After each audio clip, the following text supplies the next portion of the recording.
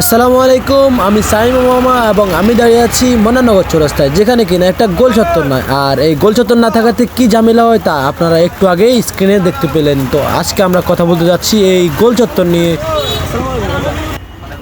আপনি তো এই বাজারের সভাপতি বা আপনি বাজার দায়িত্বে আছেন, তাই? আমি নোয়াখালী জেলা স্বেচ্ছাসেবক দলের সহসাংগঠনিক সম্পাদক।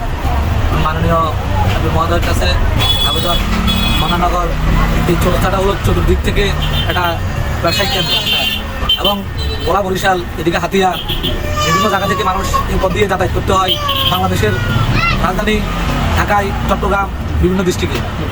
তো এখানে গোল চত্বরটা খুব জরুরি প্রয়োজন, যাতে করে যেমন সোনাপুট্টু, আলেকজান্ডার, সোনাপুট্টু, স্টিমারঘাট এই সড়কটাতে প্রতিনিয়ত মানুষ মারা যাচ্ছে অ্যাক্সিডেন্টের মাধ্যমে। তো এবং এই বাজারে যথেষ্ট যানজট হয়, যানজটের কারণে গোল চত্বরটা আমাদের খুব জরুরি প্রয়োজন। আসসালামু আলাইকুম কাকা। এখানে তো আমাদের এই যে মনানগর চৌরাস্তা যে রোডের কথা হয়েছে, ওটা তো অর্ডার নেওয়া হয়েছে মনে হয়। হ্যাঁ, এটা এখন এখানে কোনো কিছু মানে ছুটে গেছে কিংবা এমন কিছু রয়ে গেছে অর্ডার নেওয়া হয়নি, এরকম কিছু আছে কিনা? আমার জানার মতে এখানে একটা গোল চত্বর দরকার। এটা আমার সম্ভবত অর্ডার নেওয়া হয় নাই। এটা তো যেহেতু চৌরাস্তা, একটা রাস্তার মুখ, এখানে এটা গোল চত্বর দেওয়া দরকার। গোল চত্বরটা কেন দেওয়া দরকার?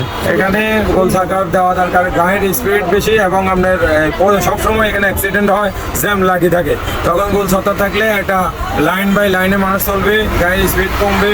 গোল চত্বরটা এই জন্যই দরকার, মানুষ যার যার লাইনে দেখতে যাবে সেই রাস্তা যেহেতু, এই জন্যই গোল চত্বরটা দরকার, অ্যাক্সিডেন্টটা যেহেতু না হয়। আর অনেক জ্যাম থাকে, জ্যাম থাকার কারণে গোল চত্বরটা দিলে তখন গাড়িগুলো সারিবদ্ধভাবেই যাবে। এই জন্য গোল চত্বরটা আমাদের দরকার। আসসালামু আলাইকুম।